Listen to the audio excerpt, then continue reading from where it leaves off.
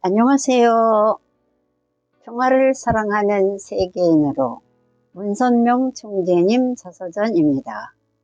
오늘은 360쪽에서 364쪽까지 분독하겠습니다. 제목은 청소년들이여 뜻을 세우면 인생이 달라진다 입니다. 우리가 낯선 사람을 만나면 너는 누구냐 하고 묻듯이 하나님도 우리에게 그렇게 물으십니다.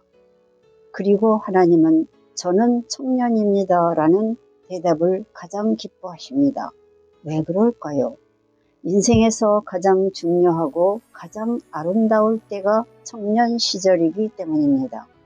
청년 시절은 미래를 위한 안식의 터가 되어야 하며 새 시대를 여는 초석이 되어야 합니다.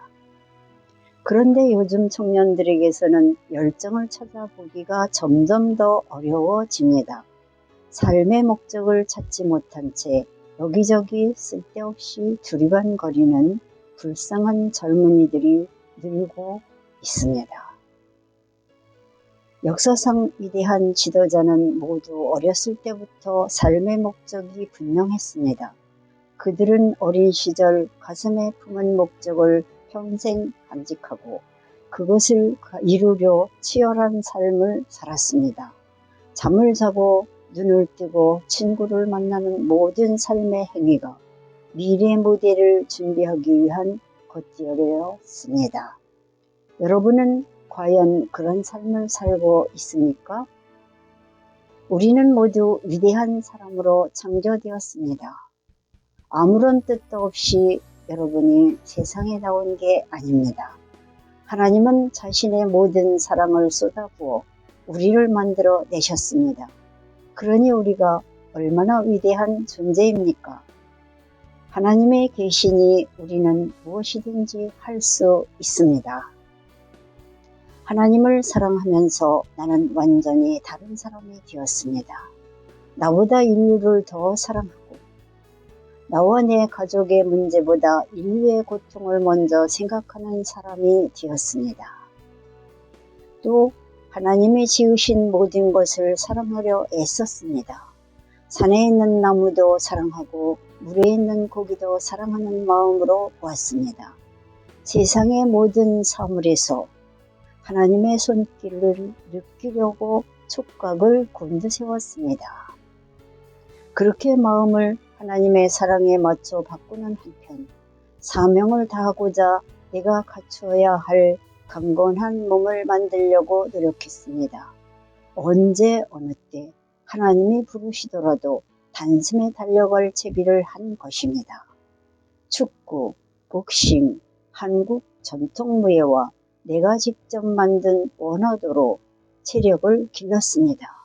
원화도는 마치 무용을 하듯이 몸을 부드럽게 움직이는 원형 운동으로 직선일 때보다 회전할 때 더 큰 파워를 낼 수 있다는 원리를 활용한 것입니다. 지금도 나는 근육과 뼈 마디마디를 펴주는 스트레칭을 하고 내가 직접 개발한 호흡법으로 하루를 시작합니다. 세계를 돌아다니며 강연을 하느라 그마저 할 시간이 없으면 화장실에 있는 틈을 이용해서라도 반드시 운동을 합니다. 젊을 때는 하루 30분이면 좋겠는데 나이가 들면서 하루 1시간으로 운동량을 늘렸습니다. 지난해 타고 가던 헬기가 추락하는 사고를 겪었습니다. 헬기가 검은 구름에 휩싸이더니 순식간에 산꼭대기에 처박히고 말았죠.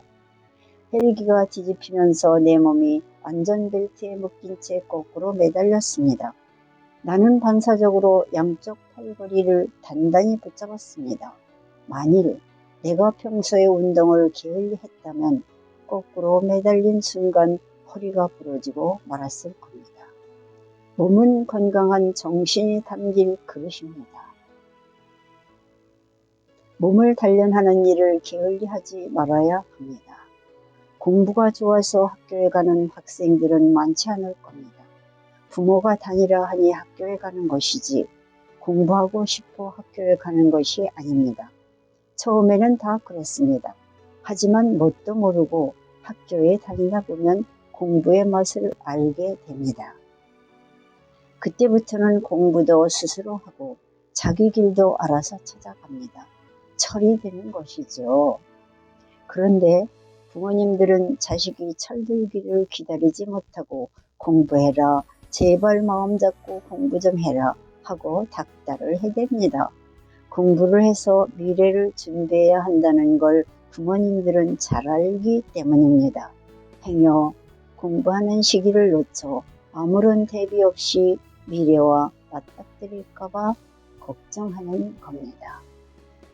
그렇지만 공부해서 미래에 대비하는 것보다 더 중요한 일은 뜻을 세우는 일입니다.